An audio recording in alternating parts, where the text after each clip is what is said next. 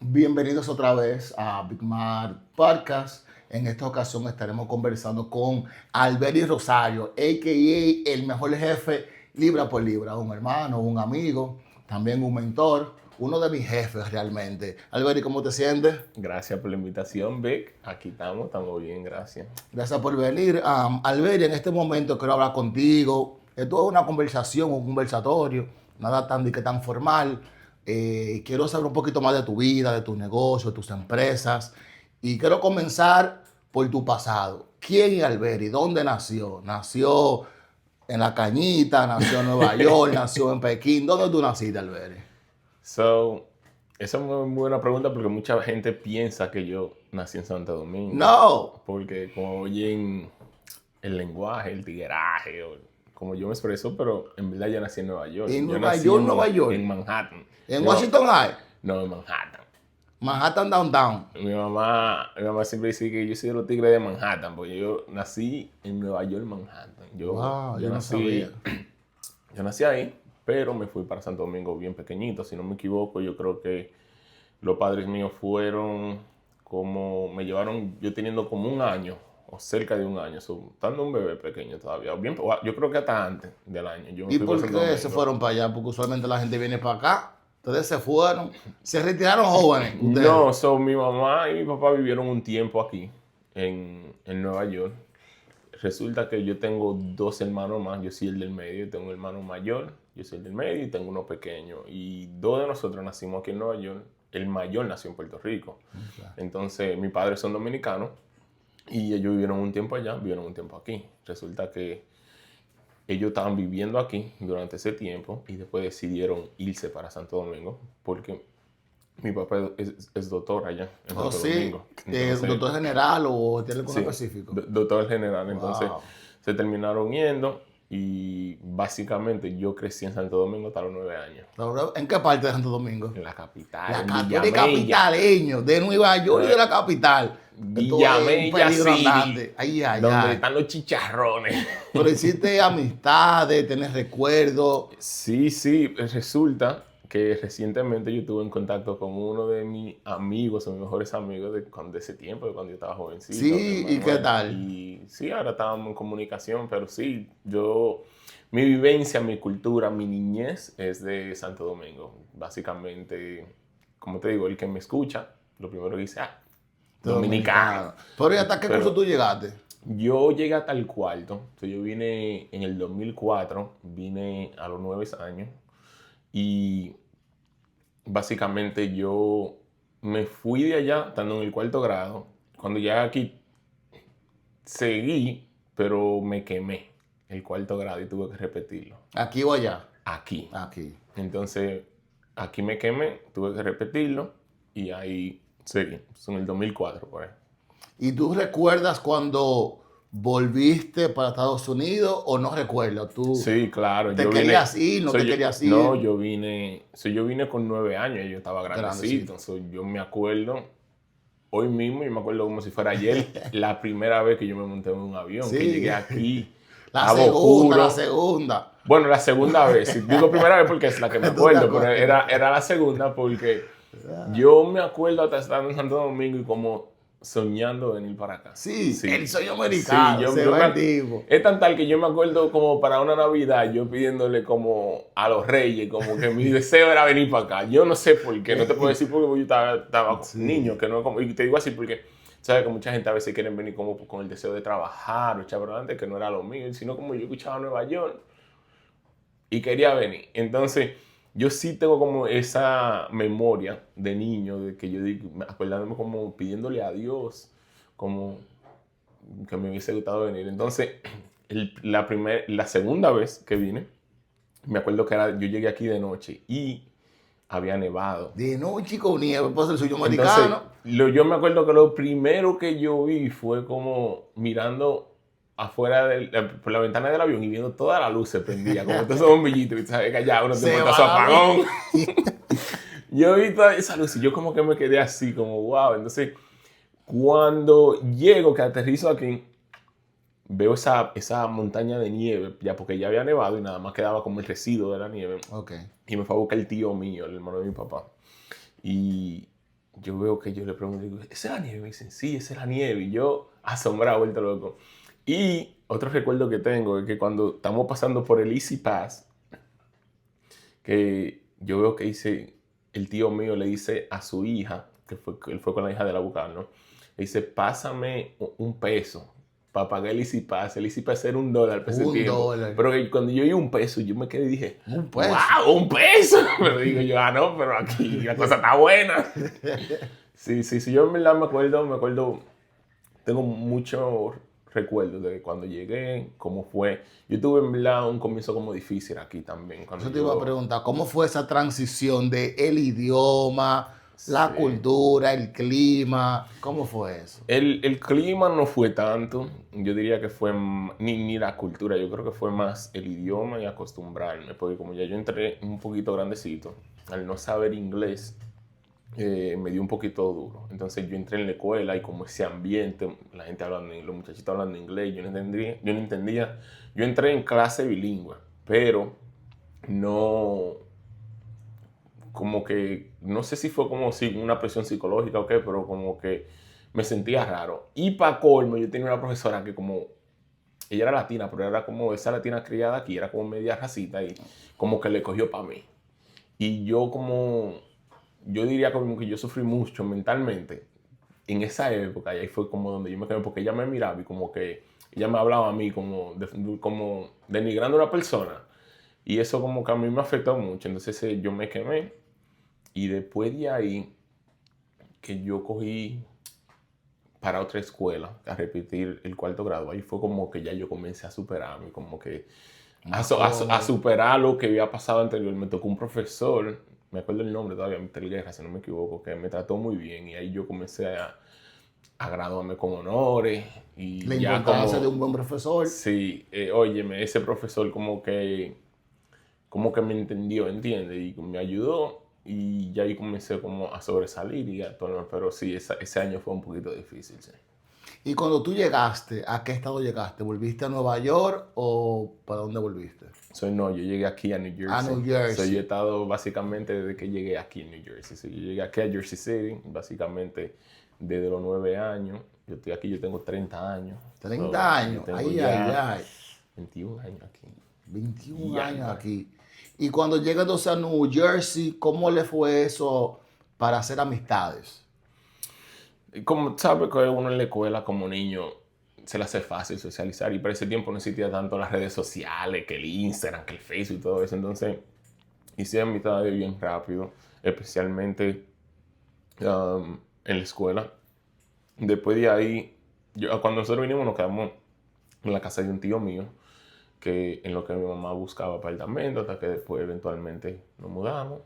Y ahí fuimos ya superándonos poco a poco. Mi mamá en verdad fue la que vino primero. Ok.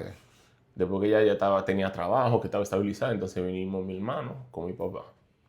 Y ahí fue como, entonces nos quedamos un tiempito donde el tío mío y después nos mudamos y comenzamos ya a hacer nuestra vida aquí. Hacer la vida. Mi mamá es peluquera, Okay. mi papá es doctor, pero aquí él no ejerció. Porque también por el mismo lenguaje se le hacía un poco difícil tener que pasar los requisitos de escuché que la medicina. bien Exacto. difícil. Él aquí ejerció como enfermero en un daycare y mi mamá siempre ha sido estilista. Ok, no sabía esa parte. ¿Y practicaste algún deporte? ¿Qué tú hacías? Porque en ese tiempo no había iPhone. Sí, no, sobre ese tiempo yo iba literalmente a la escuela normal. Ya yo pasé ahí, vamos a decir, middle school.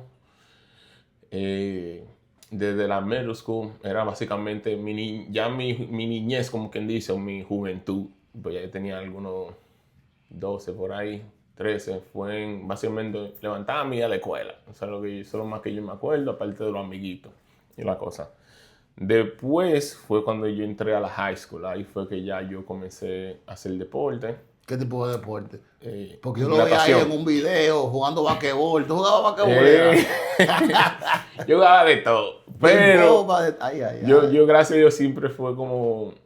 Sí, fui bueno para los deportes, en el sentido de que no era el mejor, pero era decente. Sí, como que podía jugar. Fácil. Pero... ¿Jugaste pelota?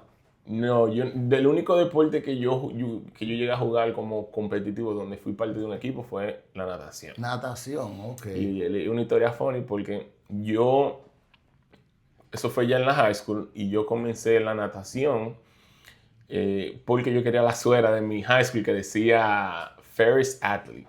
Y yo fui a la atleta de ferry, básicamente. Exacto. Entonces yo fui a la dirección a comprarla, como se compraba el uniforme, y me dijeron, hey, esa suera no se vende, eso tú tienes que ser parte de un equipo. Exclusiva. Entonces yo, astutamente, vine y dije, ok, déjame ver cuáles son los deportes. Hice una lista de todos los deportes disponibles y busqué el que yo pensaba que era más fácil, la natación. De natación. A bañarme a la piscina. Es un cachuzo. ¿Qué va a ser una natación? Yo creo que yo nunca había visto una competencia de natación por ese tiempo. Y dije, tú lo que va a estar chilling es ahí en una piscina. Wow. Fue y me apunté en natación, muchacho. ¿Y cómo le fue? Cuando yo llego el primer día, que el coach me dice, ¿y que tú sabes nadar? Le digo yo, sí. Sobre nada. Bute, yo no sabía nadar. Me dice, pues tírate y nada del agua al agua. Una piscina de 25 metros. Digo yo, me tiro, muchacho, y yo no sé cómo yo llegué al otro lado. Pero llegó. Llegué, yo no sé cómo, pero llegué. Pero cuando llegué, ya tú puedes saber cómo llegué, que el coach me dijo, ven, siéntate y quédate ahí. Ya no hice semana el resto del día, muchacho. Y yo, náusea de todo. Entonces, nada, como que me quedé y ahí aprendí a nadar. Me di bueno. Para el final del primer año ya yo era como el rookie, uno de los mejores rookies del año. Yo estaba compitiendo. Nosotros en natación hacemos lo que le llaman relay, que son la carrera de 4 miembros. Okay. Y ya yo estaba compitiendo con los seniors, que eran los que ya tenían un poquito de experiencia. So, me fue bien. Y ese era en verdad mi sophomore year, que era mi segundo año en la high school. Entonces, ahí competí mi segundo, mi tercero, mi cuarto. No, yo competí mi segundo año y mi tercer año. ¿Se le cogió amor al deporte? ¿Aprendiste algo de ese deporte? ¿Qué carajo? Sí, yo aprendí mucho porque yo creo que ahí fue donde yo tuve el primer taste, como le dicen, o la primera probada de lo que es como la disciplina, lo que es el trabajar en equipo.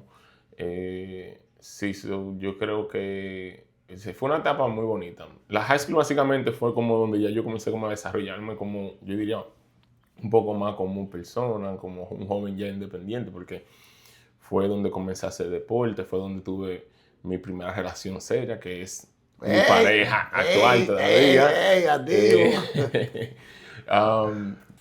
Toda mi memoria de la high school fue básicamente con mi pareja y la natación. Y ahí fue como que ya comencé a encontrar mi identidad, hacer algo que a mí me gusta. Entonces, pero algo que me sucedió fue que yo entré a la natación mi segundo año de la high school. Me fue muy bien, y el tercer año ya yo estaba ready, porque yo dije, mira, que nací mi primer año, yo estaba así, el segundo, y yo voy a matar la liga, como decimos nosotros. Y resulta que yo fui para un viaje a Santo Domingo y me dio el dengue. El dengue. Y eso fue durante el huracán Sandy. No sé si tú te acuerdas que hubo un huracán aquí en New Jersey, bien feo. feo. Entonces, fue eso? ¿Tú recuerdas? Eso tuvo que ¿Como haber 2011 sido por ahí? 2014 por ahí. Sí, tiene que ser como 2012 por ahí. 2012. Entonces, yo fui a un viaje a Santo Domingo después de Sandy, y tú sabes que usualmente cuando pasan esos huracanes tienden a haber muchos residuos de agua. Y tienden a crecer los mosquitos. Y yo fui a un lago el día antes de venir para acá, a un río. Y parece que ahí fue que me picó el mosquito. Pero tú sabes que esos síntomas no te pasan de una vez. Me comenzaron los síntomas después que yo llegué aquí. Y aquí esa vaina no se ve, de que del dengue. Muchachos, cuando yo estaba en mi casa, a mí me comenzaron unos dolores de cabeza. Y yo nunca sufrí de dolor de cabeza, que yo dije, como mierda. Entonces me llaman a la ambulancia, me llevan al hospital, y en el hospital no sabían qué era lo que yo tenía. Entonces ya ahí yo quedé interno. Mi papá, cuando él estaba en Santo Domingo por ese tiempo, mi mamá le dijo, oye, eso es el dengue. Entonces buscaron ahí, me metieron en un hospital. Y yo en el hospital comenzaron a leer, a ver lo que era el dengue y cómo lo iban a tratar. Yo ni sabía qué era eso. Yo tenía, si no me equivoco, 2 variaciones del dengue. Hay uno regular y uno que es como hemorrágico, si no me equivoco, que es como peor. Sí, yo tenía el peor, yo casi tuve el clásico y el qué sé yo qué. Oye, yo tuve el más malo, porque yo quedé inconsciente por un par de días. Yo, por ejemplo, entré al hospital, a mí me llevó la ambulancia, yo llegué al hospital. En el hospital me dieron unos medicamentos para el dolor de cabeza, me mandaron para mi casa y a la par de horas estaba yo igualito. Me volvieron a llevar y después de ahí yo no acuerdo más nada. Yo recuerdo ya levantándome a los par de días. Y ¿Cuántos días duró inconsciente? Durmiendo. no me acuerdo por cuántos lo días, menos- pero eran un par de días bacanos. Yo quedé, después que me levanté, yo duré como 10 días internos. Y en esos 10 días yo perdí como 20 libras. Yo estaba, oye, a mí me lloraban, vamos a decirte. Después fue que me contaron la historia. No le compré una caja chepita. Oye, a mí me lloran. Y eso para mí fue como uno de los eventos como más drásticos que me ha pasado, que yo digo como que me cambió mi vida, porque después de que eso me sucedió, yo como comencé a ver la vida de una forma diferente. Como yo comencé a hacer no que no lo era antes, pero como, ¿sabes? Cuando algo te pasa que te da una perspectiva diferente, eso como que me dio una perspectiva y como que cambió mi forma de ser.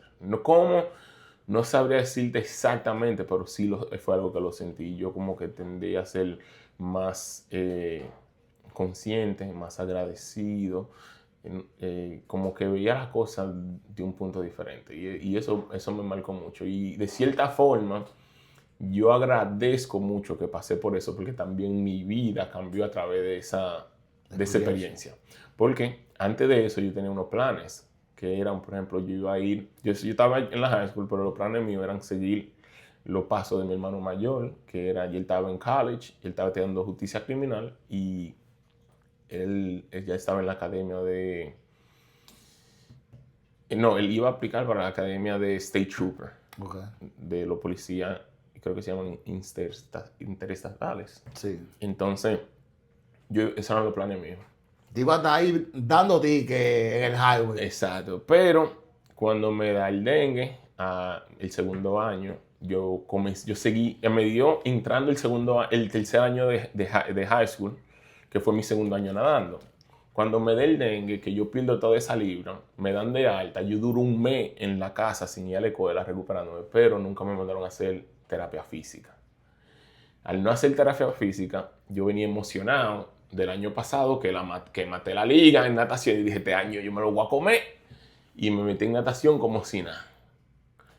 Entonces eso parece que el cuerpo mío estaba tan débil como que me desbarató. Entonces yo comencé a desarrollar un problema en el hombro izquierdo que todavía me causa problemas. No tanto como antes, pero todavía me causa problemas. Si siente molestia. No pude terminar. Entonces, al yo estar tan emocionado por el primer año, yo nadaba y aún con el dolor, yo competía. Y resulta que así yo rompí mi mismo tiempo del año pasado, estando mal, pues yo casi no entrené. Yo entré ya cuando las competencias comenzaron, que fue otro problema, porque usualmente en la natación tú tienes un periodo para preparación. Yo entré ya cuando las competencias han comenzado y yo estaba ya dando mejores números que lo que yo estaba dando el año pasado. Wow. Entonces, como yo veía eso y decía como, mierda, yo como que no le di mente a lo del brazo, yo seguía forzando. Era tan tal que yo competía, me ponía hielo y después seguía. Y hubo un tiempo que el coach mío me sacó del equipo por el mismo problema del brazo, porque yo no podía seguir nadando. Y yo iba a la natación y yo me ponía a hacer los drills nada más como haciendo kicks, como pateando sin usar el brazo. Y guardaba el brazo para la competencia. Wow. Esa historia yo nunca la había hecho. Pero ¿y por qué tenía esa obsesión con la natación o ese deseo? Yo creo que fue como porque una de las primeras veces. No, pero fue gratis. Sí, pero fue una de las primeras veces como que yo vi que yo podía como sobresalir en algo y me gustaba. Por ejemplo, cuando yo veía, porque todo era como esa pasión como de querer competir. Y cuando yo vi como que mi primer año sin yo saber nadar, yo hice tan bien mi segundo año y dije, mierda, pero si eso fue sin experiencia, este año que ya yo tengo una idea básica de la técnica y todo, mi meta era seguir rompiendo tiempo. Y yo llegué hasta pensar como tratar de usar eso como para recibir una beca para la universidad. Okay. Pero en verdad me gustaba lo que me llamaba la atención. Entonces, yo le di hasta que eventualmente ya el Ya brazo no no dio podía. para más y no pude terminar ese año. Ese año ya ahí fue que me sacaron, me dijeron, hey, para afuera. Lo ¿no? retiraron a Sí, la y ahí vaina. para todo ese año me hicieron hasta capitán del equipo. Wow. Pero después que salí, ya como que yo mismo dije, ¿sabes? Como yo estaba haciendo terapia, vaina, entonces dije, ya. Entonces no pude competir mi último año. Yo técnicamente competí mitad del segundo año y mitad del tercer año.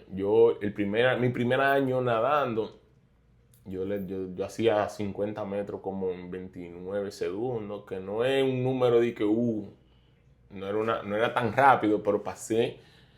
Para no tener experiencia ese primer año era un buen tiempo. Y mi segundo año con el brazo roto, yo llegué a bajarlo como a 26. El récord para ese tiempo era como 22. Si tú hacías 22, 26. tú matabas la liga. Era Entonces un delfín. yo, como yo lo veía, era mierda. Yo estoy en mi segundo año, yo estoy bajando 26 con un brazo dañado. Cuando yo me sane este brazo, va a haber En problemas. 15. Va a En haber 15. problemas. Y más que yo siempre he sido largo. Entonces, yo también tenía debilidad en la pierna, que yo calculaba todo eso. Decía, si yo trabajo en la parte de abajo del cuerpo, se me arregla el brazo, una máquina. Entonces, sí, esa fue la experiencia y eso fue lo que sucedió. Entonces, donde me cambió todo es que esa era la visión. Yo pensaba, decía, ok, una beca, voy a la universidad, estudio justicia criminal, termino policía. Exacto. Pues cuando el brazo se dañó, ya eso no podía, porque yo no podía hacer ejercicio. ¿Y cómo yo iba a pasar a una academia de policía? Entonces ahí fue donde los planes cambiaron. Y ahí entonces dije, ok, yo no puedo estudiar justicia criminal porque yo no me voy a meter en una academia porque no voy a poder aguantar no voy a poder aguantar una academia. Entonces comencé a ver interés, como que me interesaba. Y para ese tiempo yo trabajaba en un edificio en Downtown. ¿Haciendo qué? Así, yo trabajaba en un gimnasio como recepcionista. Entonces, ahí fue también donde yo tuve como el exposure, donde yo tuve expuesto a lo que es como la vida de los ricos, vamos a decir aquí. Porque es un edificio con vista a Nueva York. Los apartamentos ahí cuestan por encima de $1 millón, el más barato. El más barato. Y ahí fue donde yo comencé como a ver cómo el rico vive diferente a la clase media, vamos a decir, o al pobre. Porque yo trabajaba en el gimnasio y yo a veces veía gente que trabajaba en Nueva York que venían y eso era diario en el gimnasio. Ahí fue donde me expusieron a lo que es la inversión de la bolsa de valores por primera vez. Entonces ahí fue que yo dije, ok, pues yo estaba trabajando ahí y dije, ok, no puedo. ¿Qué me llama la atención? Las inversiones. Entonces yo no entendía mucho de las inversiones, pero yo siempre, desde una temprana edad, tenía la idea de que yo quería como comprar casas. Yo no entendía el negocio de bienes raíces, Exacto. pero yo siempre escuchaba que el tío mío, que el amigo de mi papá que tenía casa, le va bien, todo el mundo lo que quiere está bien cuando crece. Entonces yo siempre decía, yo siempre decía, en un futuro me gustaría tener como varias casas, pero yo no entendía nada del negocio. Entonces, cuando entendí, ahí comencé en ese trabajo a invertir en la bolsa de valores, que es lo que le llaman el stock market. El stock market. Y ese fue mi primer taste de inversión. ¿Y a través de quién lo hiciste? Eso yo lo hice a través de una persona que trabajaba en el edificio. Yo, gracias a Dios, siempre he tenido como una buena personalidad para conectar con la gente y hablar. Y yo tuve muchas personas ahí que me pude acercar hacia ellos, que ellos me veían como un joseador y apreciaban eso. Y decían como, tú vas a llegar, ¿sabes? Cuando esa gente te ve y dice que tú vas a llegar a hacer algo. Entonces también conocían a Liana y mi pareja. Y ellos decían, ustedes son un power couple. Y como que siempre trataban de brindarnos cualquier ayuda. Entonces ahí yo conocí a una persona que me introdujo y él cada vez que él iba al gimnasio me daba definiciones para yo buscarla de la bolsa de valor. Y así fue como yo fui aprendiendo. Entonces yo cogí mis primeros ahorros, que eran $2,500. ¿Y tú eso cuándo? ¿De ahí? No, yo trabajaba ahí y antes de eso yo era salvavidas. ¿O te da salvavidas? Sí, yo llegué. ¿Y llegó a salvar par de vida? Mi primer año de salvavidas, yo fui el rookie del año como con 37 recates en la piscina que yo 37. trabajaba. Pero usted. Oye, pero. Usted es un salvador. Mi Baywatch, muchacho, me quedaba chiquito. Porque yo como que todo lo que yo siempre he hecho lo hago como con un propósito. Y en esa piscina donde yo trabajaba, yo cuando estaba en mi break, yo estaba trabajando. Yo, por ejemplo, estaba en el break y yo estaba rondeando la piscina. Mirando. Y resulta que eso es un trabajo de chamaquito, como de gente joven. Entonces, muchos de los chamaquitos lo que hacían es que se ponían en puesto y lo que comenzaban era hablar y hacer coro y vaina. Entonces, yo a veces caminando. Muchos de los regates que yo hice fueron en mi posición, porque era una piscina pública, a veces se llenaba mucho. Y gente que no sabía nada, la parte honda tenía como 12 pies o 15 pies. Entonces había mucha gente que se tiraba sin saber nada y tú tenías que meterte a buscarlo. Y por cada rescate había que hacer un reporte. Sin saber nada? ¿Cómo así? O yo tenía gente que a veces iban a la profunda, muchachos jóvenes que me decían que eso es profundo. Yo le decía, bueno, son 10 pies, ¿cuánto tú mides? Yo mido 5 tantos.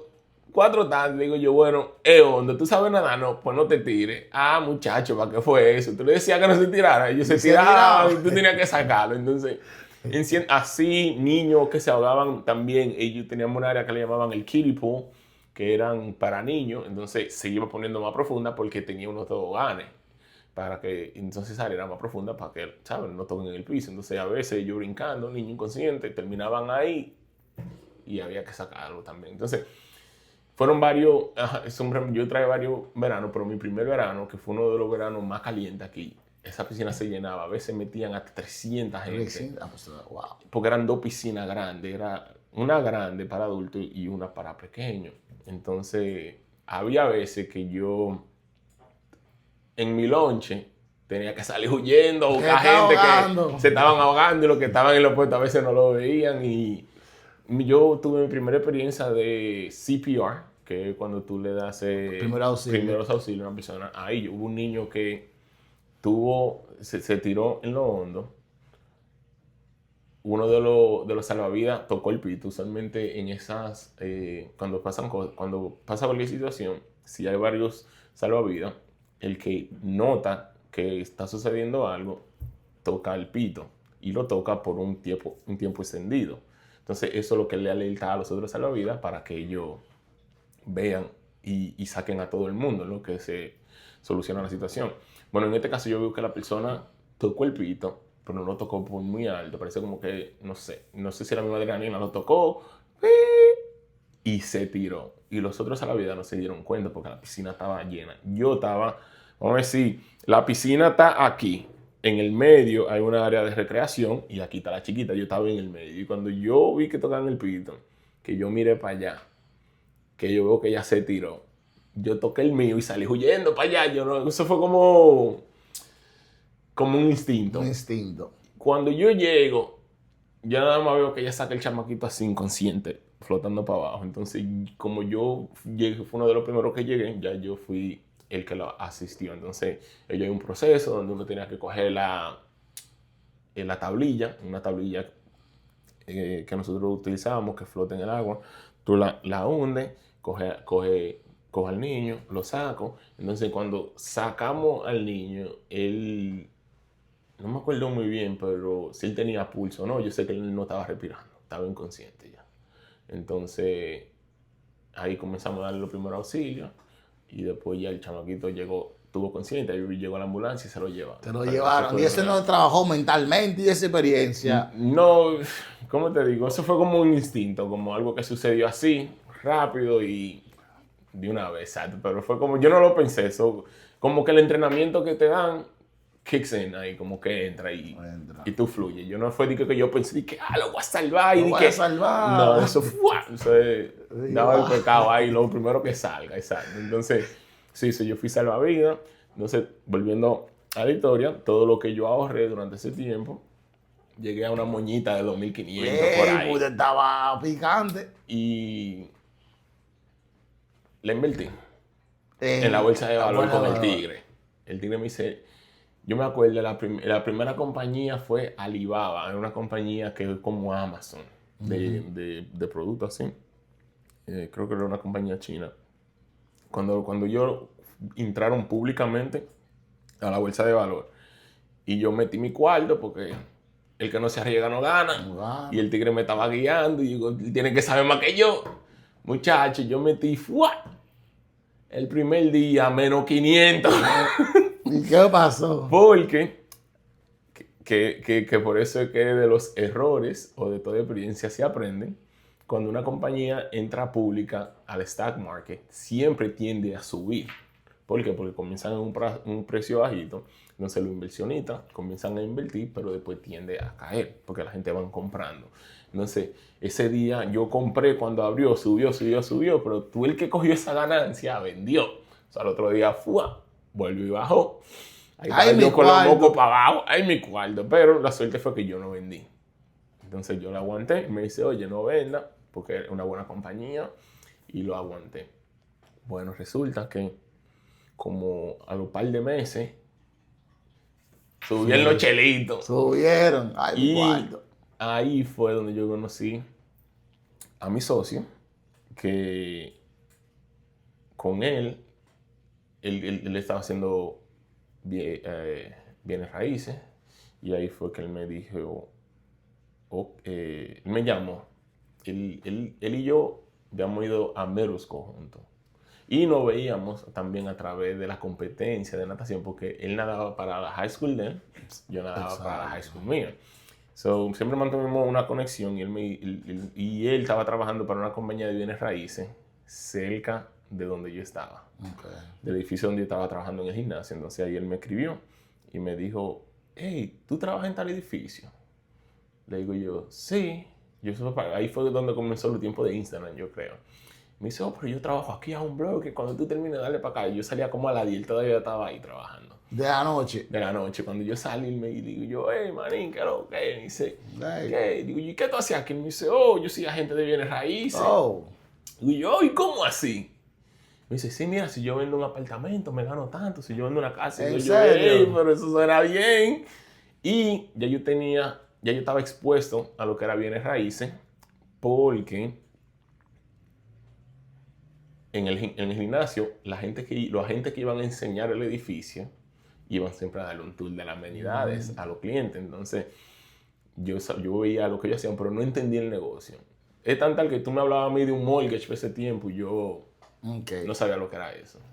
Ahora, quiero que me diga en qué momento usted decide entrar en lo de bienes raíces. Pero antes de eso, chan. Por favor, cuando ustedes puedan, suscríbanse, den la campanita, compartan. Ayúdenos a crecer, por favor. Entonces, ese ya no se puede quedar. Claro. ¿En qué momento? Porque usted también, si yo no me recuerdo, usted le decían Pablo Picasso pintando. Aquí tenemos a Pablo Picasso Jr. Yo he hecho de todo y no he hecho nada. Entonces, ¿en qué momento usted dice, cónchale, pero este tipo está haciendo unos cuartos, déjame entrarme aquí? Ahí mismo. Pues Literalmente yo estoy dando la historia en ese mismo orden. Ahí, cuando yo conozco a Sandy, como yo estaba expuesto a lo que era ya ver los agentes en el edificio, sabía lo que era, pero no tenía un conocimiento. Y eso es lo que te digo, que yo no sabía ni siquiera lo que era un mortgage, pero voy donde el socio mío, y él me dice que no, esto es lo que yo hago, pero esto se ve bien. Cuando él me está hablando, dije que tú te ganas 1,000 y 2,000 vendiendo casas, y yo, es un cachú. A los 6 meses, ¿qué 6 meses? A los 2 meses, ya yo tenía mi licencia. Dije yo, y saqué mi licencia. Entonces, ahí fue que yo vengo y digo, ok, voy a comenzar bienes raíces.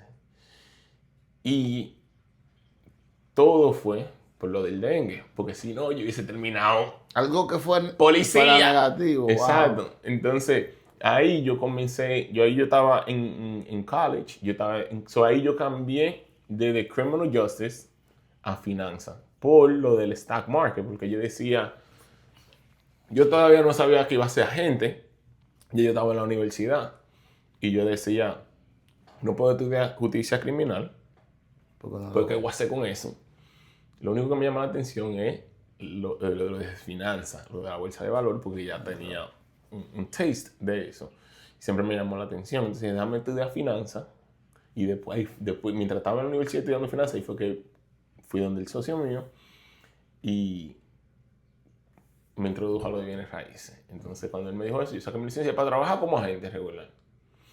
Y ahí fue que comenzó la trayectoria de lo de bienes Entonces, ¿qué lo hace decidir coger eso en serio? Porque una cosa Sí. es sacar, oye, lo más fácil de esto es sacar la licencia.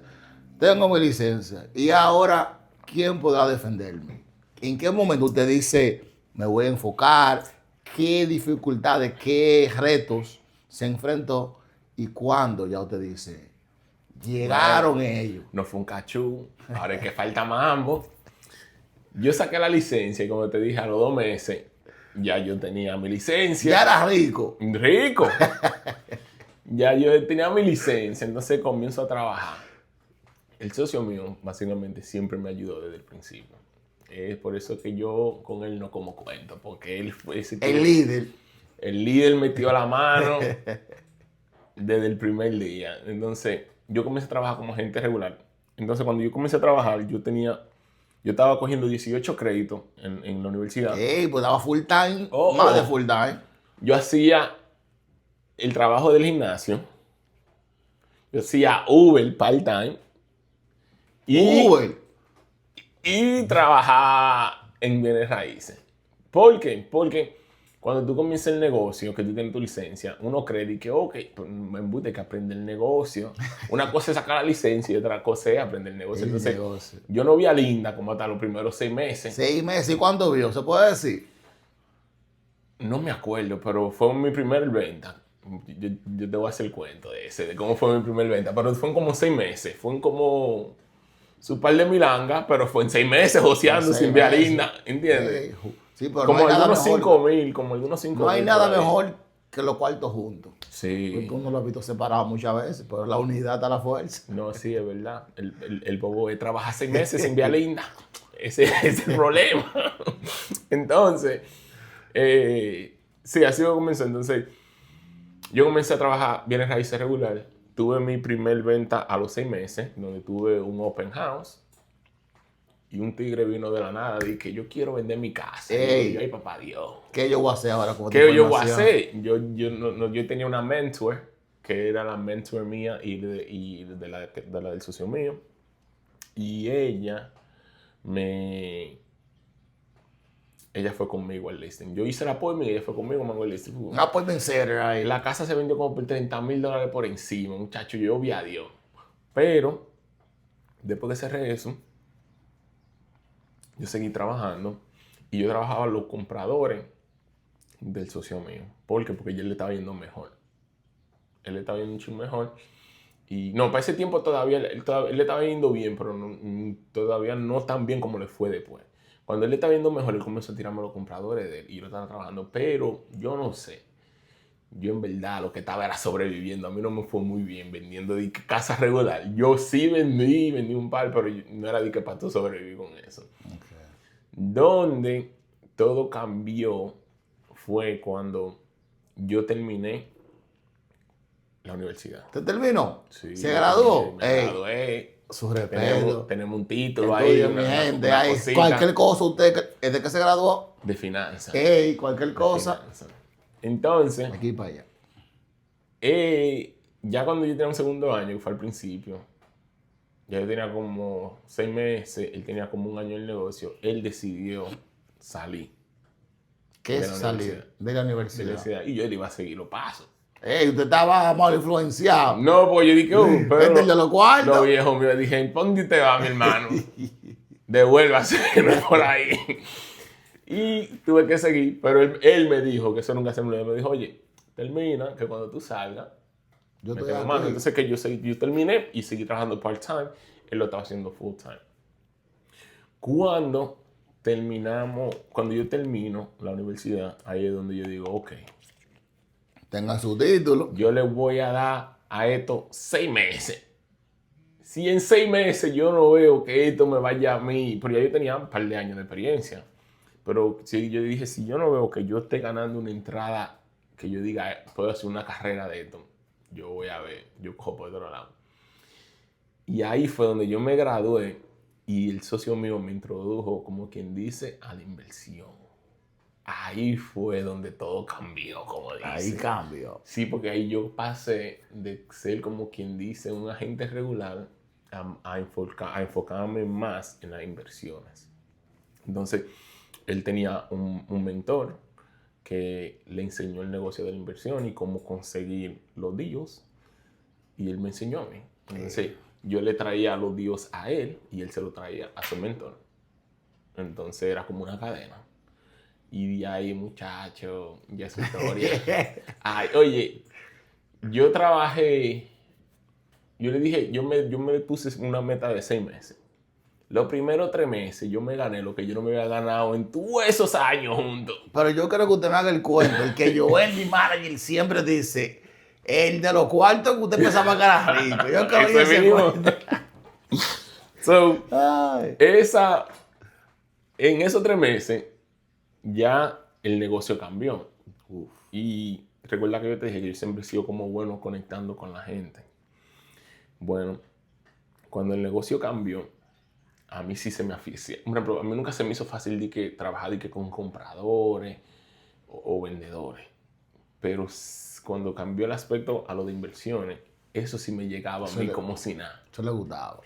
Yo fluía, porque hay cosas como que a ti te llegan natural. Tú ves el socio mío, él le llegaba el negocio natural. Él trabajaba, pero como que él se le veía también los resultados. Yo por más que trabajaba, como que no daba para eso. No daba para eso.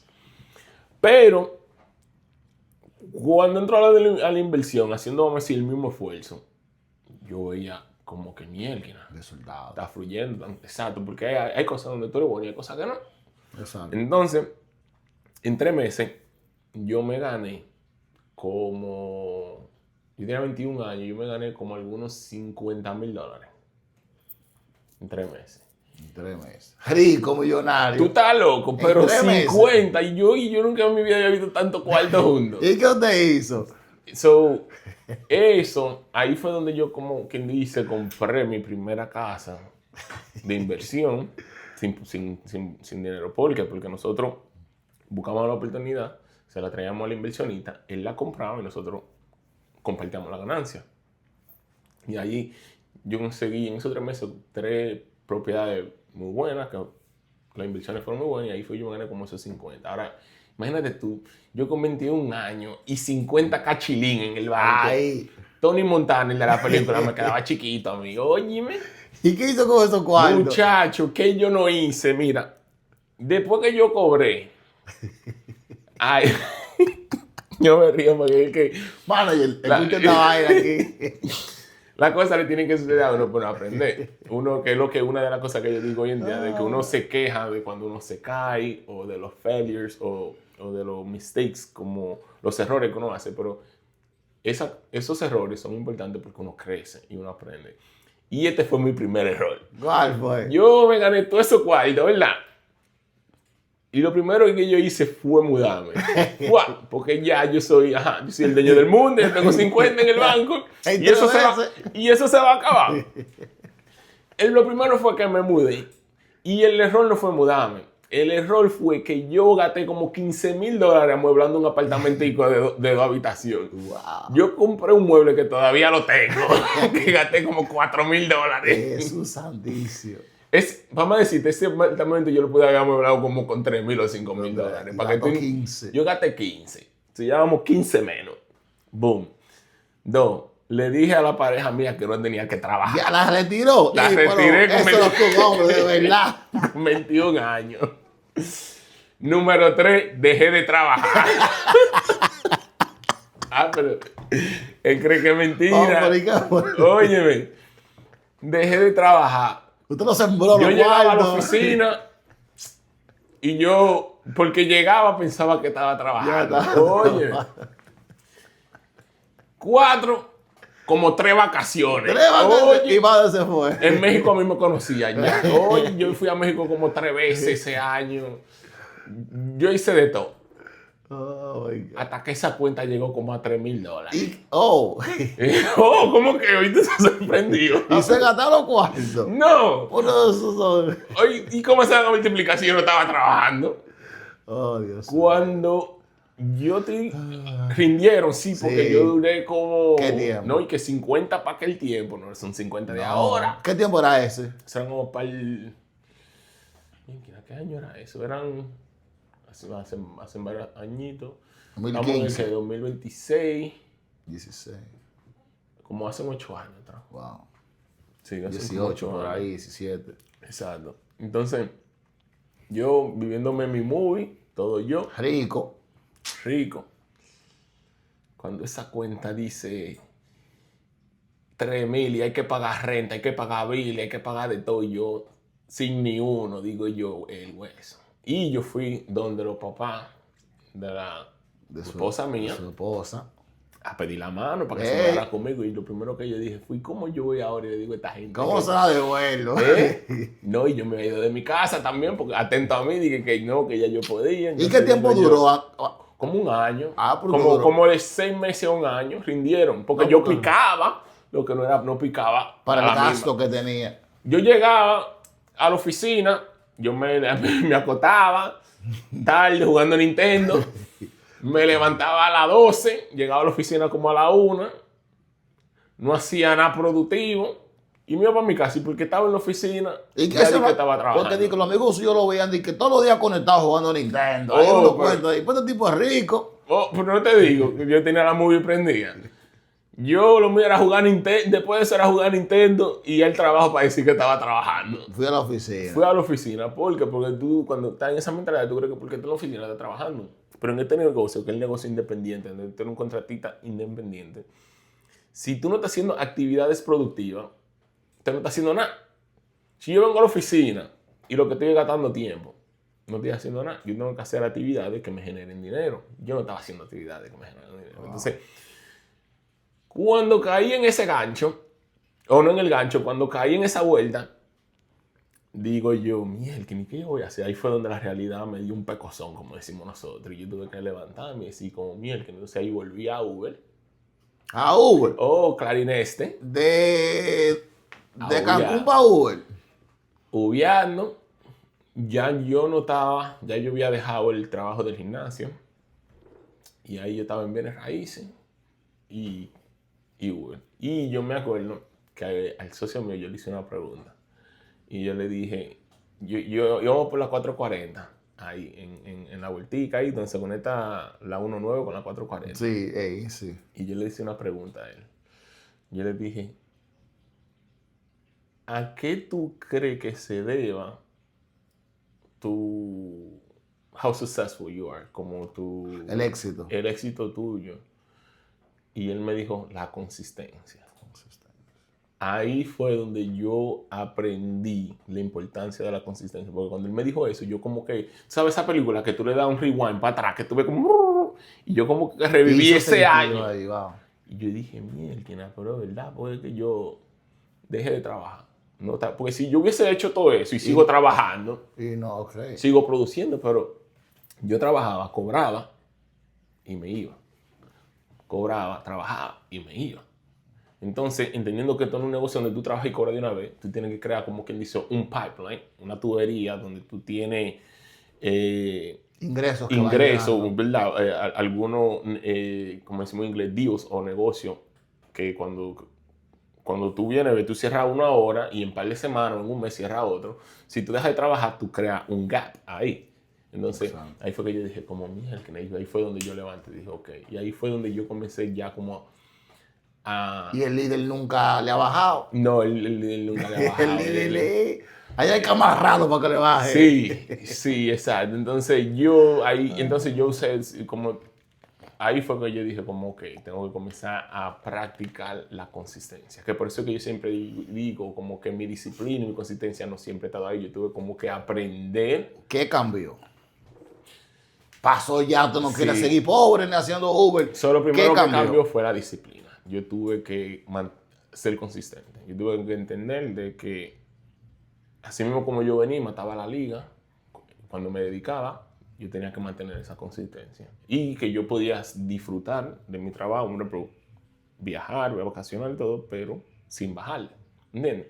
No es lo mismo yo mantenerme trabajando y con unas vacaciones de una semana y volver a yo coger unas vacaciones de una semana y venir y no trabajar y jugar Nintendo y venir a la oficina trabajando. Entonces, la consistencia cambió mucho. Entonces, para que esa consistencia se hiciera mayor, cambió la disciplina. Que eso me lo dio el gimnasio, haciendo ejercicio. esa disciplina de, por ejemplo, poner en práctica lo que es hacer lo que no se siente cómodo o lo que no te gusta, fue lo que me ayudó a mejorar de cuando yo no quería trabajar, decir, no, yo no quiero, pero hay que trabajar. Cuando yo quería quedarme jugando Nintendo, yo quiero jugar Nintendo, pero hay que trabajar, ¿entiendes? ¿Por qué? Porque algo que yo he aprendido es que el cuerpo, nosotros como seres humanos, estamos hechos para hacer lo que más fácil se nos hace, básicamente. Entonces, en otra palabra, tu cuerpo está diseñado para siempre elegir lo que se hace más fácil. Nuestro cerebro tiene tiene 2 o 3 partes que la función es trabajar lo que le dicen en inglés willpower, en español creo que se llama fuerza de voluntad. Fuerza de voluntad. Que si tú no ejercitas esa parte de tu cerebro, eso es como un músculo, si tú no lo ejercitas, más difícil se te hace, o más difícil se te hace controlar esa tendencia de hacer lo que más fácil se te haga. Ejemplo, si tú sabes que tienes que ir al gimnasio, ¿verdad? Cuando tú llegas, es muy fácil, vamos a decir, cuando tú tienes una consistencia, pero llegan esos días difíciles donde dices, mira, que tengo que ir, pero no quiero. Si tú ejercitas esa parte de tu cerebro, eso es lo que va a hacer que se te haga más fácil poder decir, ok, vamos que tengo que hacer lo que tengo que hacer. O cuando tú dices, tengo que quedarme 1 hora extra en el trabajo, o tengo que levantarme temprano, tengo que comer saludable, ¿verdad? Entonces, el gimnasio me dio eso porque yo no tenía, aparte de la natación, yo no tenía una disciplina constante. Por ejemplo, la natación yo la hacía por un propósito, que era la competencia. Pero el tú decir, voy a hacer ejercicio para mantenerme en salud y mantenerme saludable, ya es otro palé. Sí. Y más que por un tiempo más largo, porque antes yo iba vamos a decir, a la natación por el season y no hacía maná. Aquí yo tengo ahora que mantener una consistencia el año entero. Entonces eso me enseñó la importancia de la disciplina y más ver cómo yo me sentía cuando hacía ejercicio y cuando lo dejaba de hacer. Entonces, esa disciplina combinada con el trabajo fue donde entonces ya ahí, porque yo comencé a ver donde esa disciplina de, por ejemplo, el trabajo, ser consistente y mantener ese esfuerzo, comencé a ver los frutos porque yo era bueno en lo que hacía, que era conseguir el negocio. Entonces, ya cuando yo puse esa disciplina en práctica y me dejaba llevar, por ejemplo, el mismo líder me decía a mí, óyeme, te está llegando aquí a las 12. Entonces, yo como en vez de tomar eso como ofensa, lo absorbía como una crítica constructiva y lo aplicaba. Y nosotros siempre hacemos cuentos de cuando salíamos escuchando a Grant Cardone, tocando 200 puertas. Y yo siempre lo cogía a él como motivación. Como yo siempre, I always looked up to him. Y su disciplina. Entonces, él siempre me brindó la mano y yo siempre la supe aprovechar. Y trabajamos pila. Yo salía a tocar en puerta antes a las 12 y llegar a mi casa a las 7, a las 8, 7, 8 horas pisa trabajando. Y ahí fue donde tuve como que las acciones y los hábitos cambiaron. Y ahí fue donde yo comencé a notar una diferencia. Entonces, junto con eso cambió la mentalidad, que fue, por ejemplo, cómo manejar el dinero, cómo invertir el dinero. Por ejemplo, sabe que nosotros entrando de una cultura hispana, siempre, o no siempre, pero la mayoría de veces crecemos con una idea de que, ok, si tú trabajas fuerte, tienes que proteger y ahorrar todo lo que tú tienes, lo cual no es malo, pero si tú no te arriesgas y no inviertes, entonces siempre te vas a quedar toqueado en la misma parte. Entonces, gracias a Dios, yo pude también a una temprana edad aprender a tomar riesgo, porque yo siempre digo que el problema no es tomar riesgo, sino saber el tipo de riesgo que tú estás tomando. Exacto. No es lo mismo tú tirarte de un avión sin paracaídas a tú tirarte con un paracaídas, ¿verdad? Entonces, el riesgo es diferente. Hay un riesgo en ambos, pero ¿cuál te da la probabilidad de que tú vayas a llegar a salvo al piso? El paracaídas. Exacto. Entonces, la inversión es básicamente lo mismo. Saber cómo utilizar tu dinero para crear más fortuna. De una forma que lo escuché de un libro que leí recientemente, que se llama El hombre más rico de Babilonia, es utilizar tu dinero para crear esclavos que trabajen para ti. Por ejemplo, si tú ahorras ese dinero y lo pones a trabajar para ti, eventualmente te va a generar una porción bien pequeña, pero mientras tú agrandeces ese equipo de esclavos, más te va a generar hasta que eventualmente tú dejas de cambiar tu tiempo por dinero. Wow. Al contrario, tu dinero te compra más tiempo. Ok. Y, ok, usted mencionó algunos libros. ¿Le gusta leer libros frecuentemente? ¿Algún libro que Sí, es el esa que es una más le ha buena gustado? pregunta y la respuesta es no. Nunca No. me ha gustado leer. Mi papá, siendo ¡Ey, no le doctor, haga caso a este hombre! no, pero yo te voy a decir. Mi papá, siendo doctor, tú sabes que la medicina hay que estudiar mucho. Y mi papá siempre nos ha inculcado de que, oiga, tienen que leer. A mi papá le encanta leer. Pero mi papá tenía un dicho que él decía, a estos tigres, porque no soy yo nada más, los hermanos míos son iguales, más fácil tú le pones un pitbull rabioso y ellos más fácil te soban el pitbull que un libro. Ellos más fácil le salen huyendo al libro que a un pitbull rabioso. Entonces, nunca me gustó leer. No sé si era porque nunca tuve como la paciencia o el mismo hábito. Pero después de grande, sí me di cuenta de que el problema no era que no me gustaba leer, sino que no me gustaba leer cosas que no me interesaban. Okay. Entonces, como nunca desarrollé el hábito de sentarme a leer, pero sí llegué a tener el conocimiento o el entendimiento de que la sabiduría o el conocimiento es importante, sí me gusta aprender y conocer, y la única forma que se puede es estudiando y aprendiendo. Entonces, ¿qué no hago? No leo, pero sí escucho libros.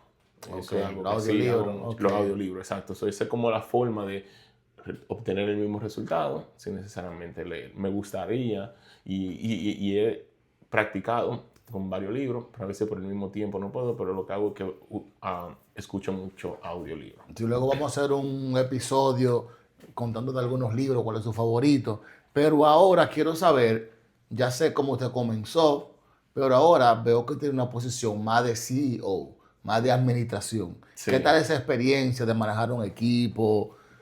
¿Qué Sí. le gusta? ¿Qué no le gusta? ¿Qué es lo más difícil? ¿Qué tal su experiencia? Sí, a mí me gusta y me encanta lo que hago, porque yo siempre me ha llamado mucho la atención como poder enseñar y poder liderar. Y gracias a Dios, después de yo llegar a llegar a cierto estatus, ¿verdad? He podido llegar a cierta comodidad en el caso donde he podido elegir algo que me gusta. Por ejemplo, antes cuando yo joseaba en el negocio, que buscaba todo eso, yo lo hacía, pero no era algo como que era de mi gusto, algo que yo te podía decir me encanta o me gusta. Lo que yo hago ahora, sí, me gusta mucho, porque yo soy una persona muy analítica. Por ejemplo, siempre yo soy lo que le dicen un problem solver, una persona que le gusta solucionar problemas. Y estando en esa posición me permite, que es básicamente lo que hago ahora mismo en la compañía, es solucionar problemas. Son mis roles, como quien dice, supervisar todos los departamentos, ver cuáles son los problemas y desarrollar y buscar soluciones. Usted solucionó 3 problemas el otro año, como 4. Sí. Hubieron un par de problemitas que tuvimos que resolver, pero esperemos que este año ya. que no, ya lo tengo que ver. Ya Sí, pare ahí un pero ratico. sí, me gusta. No es fácil, es un poquito difícil porque ya cuando tú comienzas a manillar diferentes tipos de personalidades, tú tienes que saber cómo tener una comunicación clara con cada persona para que cada quien entienda su expectativa. Y yo creo que una de las desventajas que yo he tenido es que nunca trabajé para una compañía alta. Son mucho de lo que hago lo he tenido que aprender a través de la experiencia y lo que estoy haciendo, pero yo creo que siempre algo que yo trato de hacer, creo que es lo que me ha ayudado, es algo que yo aprendí del papá de mi esposa, de mi suegro, que él dice, todo se puede decir de la forma correcta. Entonces, tratando de tener una comunicación clara con todos y entender, yo siempre digo que antes de apuntar el dedo, hay que ver cuánto nos están apuntando a nosotros. Antes de yo echarle la culpa a alguno de los muchachos, yo siempre trato de ver qué yo puedo hacer como líder o como jefe para remediar la situación, entendiendo ambas partes de la situación, la de el empleado y la mía como líder. Entonces yo creo que eso es algo que me ha ayudado. Una pregunta. Dicen, escuché por ahí, ¿Qué ni sé escuchaste? cómo fue, de que hay unos días que le dicen los días del terror, que hay unos one on one, uno contra uno. Eso es lo que a usted le gusta. ¿Tú sabes de ¿Qué? eso? No, yo nunca dije que el día del terror.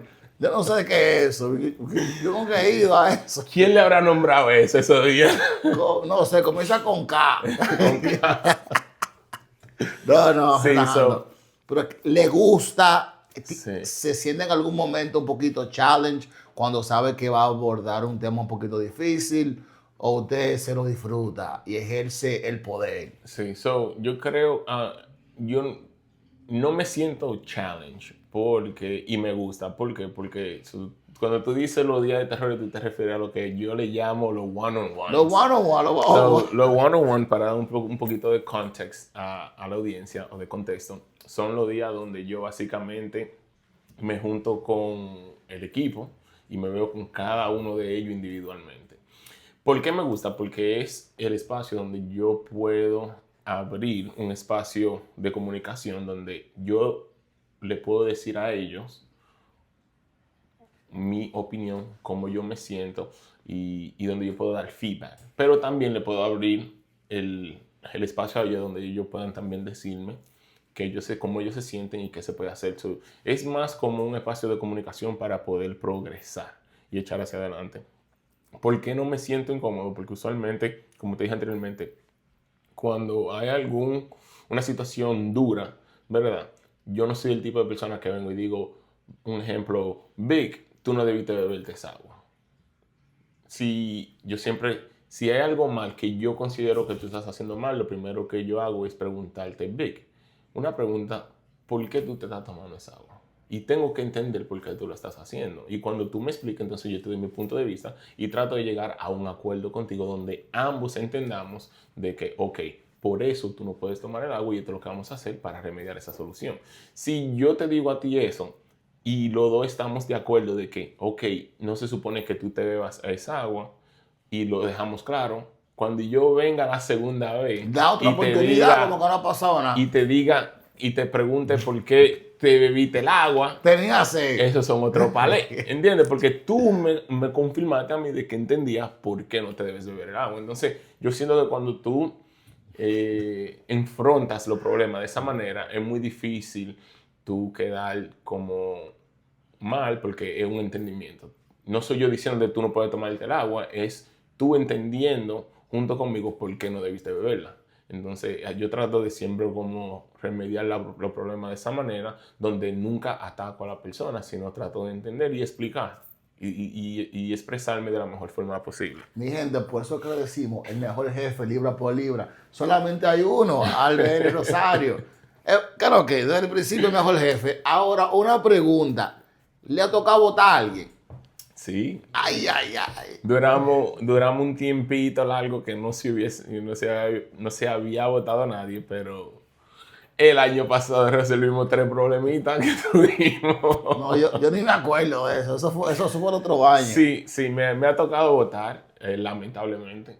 Es algo que no disfruto, pero como te digo, cuando llego a la decisión o llegamos a la decisión, porque no la hago yo solo, cuando llegamos a la decisión de tener que votar a alguien es por lo mismo, porque ya a esa persona se le ha dado 3 oportunidades donde se le ha hablado claro y se le ha dicho, mira, está sucediendo esto, no debiste beberse esa agua y de otra razón. Cuando ellos están de acuerdo y dicen, ok, perdón, yo no sabía y vuelven y lo hacen, volvemos una segunda vez. ¿Qué pasó? Ya cuando lo hacen la tercera vez, ya entonces eso es que ellos lo están pidiendo. Oye, yo ni agua creo que puedo beber agua. Bebe agua. No, Bebe porque, agua. no, porque hay que preguntar porque aquí están Sí, votando gente. así es básicamente como yo trato de lidiar con esa situación. Okay. Algo que a mí me gusta realmente, lo he dicho a personas que me conocen, en el caso suyo me gusta esa transparencia, ese open door policy que hay y yo lo he aceptado y he confirmado que es así. A veces las cosas son de que en teoría, en este caso es realidad, de que yo puedo dar mi opinión y es aceptada, es valorada, es analizada. Obviamente hay parámetros para hacer todas las cosas, pero yo personalmente, siendo parte de esta empresa, me he sentido muy a gusto porque es como que se llega a un acuerdo, a una razón, se Eso. entiende los roles de CEO, de jefe, de compañero. Esto es más como una familia Exacto. donde hay roles, pero eso es muy importante. Yo, dentro de lo más que puedo, intento también ser lo más honesto. Pero al principio uno tantea el agua, porque hay veces que diga, sí, sé honesto, y Y después te dan después te con el dan mazo. no, no, En el no. caso mío, no sé si te das cuenta que yo intento Tú ser, eres me duro. gustó, no me gustó, oiga, Sí, sí. borren Pero como eso. tú dices, ya tú Pero- te sientes a confianza y seguro de que es permitido por la Exacto. forma en cómo te tratamos. Y yo creo que eso es una diferencia de algo que nosotros tratamos de hacer de como compañía, que aunque tratamos de operar como una empresa, aparte de eso, somos muy selectivos con las personas que tenemos aquí y también aceptamos a todos como familia. Y no, yo siempre le digo a los muchachos, no me gusta verlo como empleados, sino como socios, ¿verdad? Porque todos estamos trabajando con una visión para llegar a una meta. Y la meta es de que ustedes nos ayuden a nosotros como empresa y nosotros podamos ayudar a ustedes como personas individuales y ahí podamos trabajar en conjunto como una compañía. Nadie es perfecto, ¿verdad? Entonces la meta es aprender de nuestras imperfecciones, tratando de cada día ser un poquito mejor y de ir mejorando poco a poco. Ok. Ya por último, me gustaría que me hables un poco de lo que le dicen el core values, los valores de la empresa. Yo te los voy a leer porque me interesa saber cómo llegaste o llegaron a escoger estos valores y por qué. ¿Sí? El primero es teamwork, es decir, trabajo en equipo. ¿Por qué ese es el primer valor que escogieron? Sí, so, para que tengas una idea de la forma como seleccionamos esos core values, no fueron a lo loco. Nosotros básicamente, el líder y yo, básicamente nos sentamos, hicimos una lista de las cosas que admiramos en otra persona y nos dimos de cuenta de que hay un, habían cosas que se reflejaban y se repetían, que son cosas que nosotros admiramos porque tratamos de vivir en ellas, básicamente. Entonces, el teamwork es algo importante para nosotros porque nosotros no pensamos, o nosotros pensamos que para poder, yo hay un dicho que dice, para llegar rápido, vete solo, para llegar lejos, vete en grupo. Y nosotros creemos en eso. Siempre cuando comenzamos hemos trabajado en conjunto y consideramos que es lo que nos ha llevado a poder llegar, nos ha ayudado a poder llegar lejos porque cada quien puede contribuir de su forma especial a poder seguir echándose adelante. Entonces, yo siempre digo que cada quien que trabaja aquí tiene un superpoder, algo en lo que ellos son buenos y nuestra meta es poner la persona en la silla correcta para que puedan sobresalir en lo que ellos les gusta y son buenos haciendo. Ok, excelente. El número dos es integrity, integridad.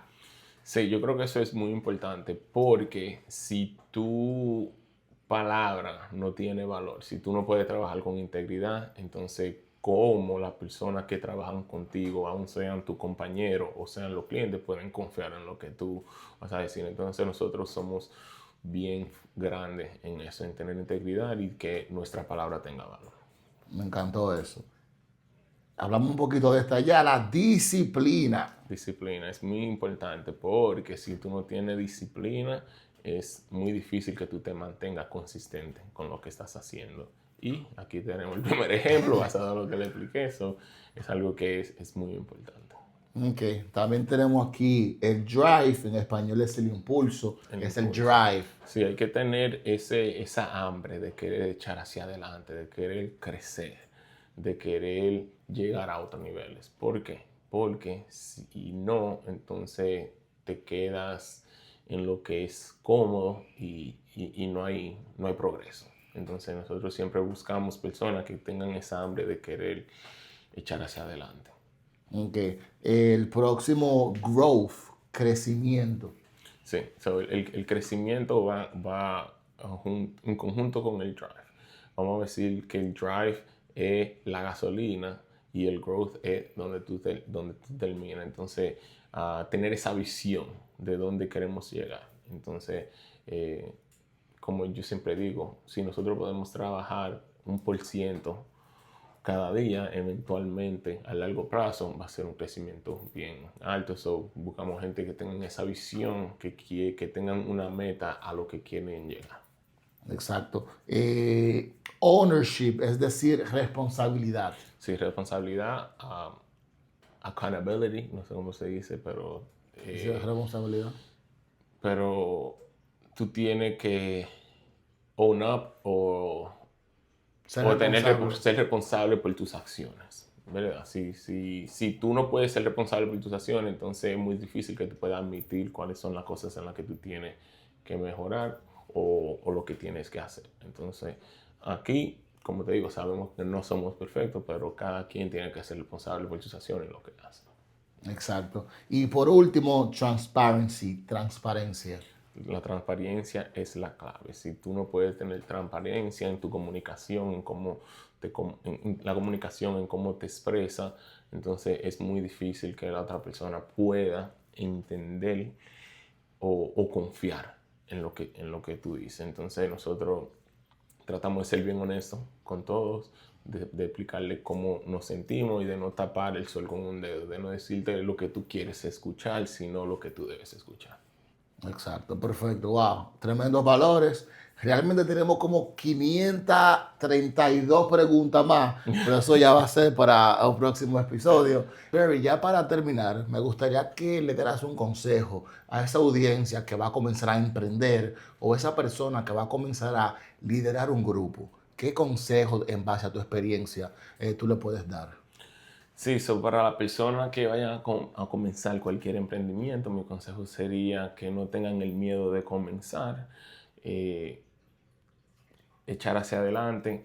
Lo más importante sería mantener la disciplina, la consistencia, y para cualquier persona que vaya a liderar un grupo, mi consejo sería que antes de juzgar a la otra persona, te hagas la pregunta a ti de qué tú puedes mejorar como líder y siempre dar una oportunidad. Porque a veces somos muy rápidos para juzgar y no ver qué nosotros estamos haciendo para permitir que lo que esa persona esté haciendo esté sucediendo. Hey, muchas gracias por tu colaboración. Un placer, Gracias a mi ti, gente. Suscríbanse. ¿Cómo le pareció todo? ¿Tranquilo? Bien, bien, Hey. y que me sigan ahí en ¡Ey, Instagram, pero cuál es! Alberi Rosario, Albert el que Rosario. quiera ver más contenido.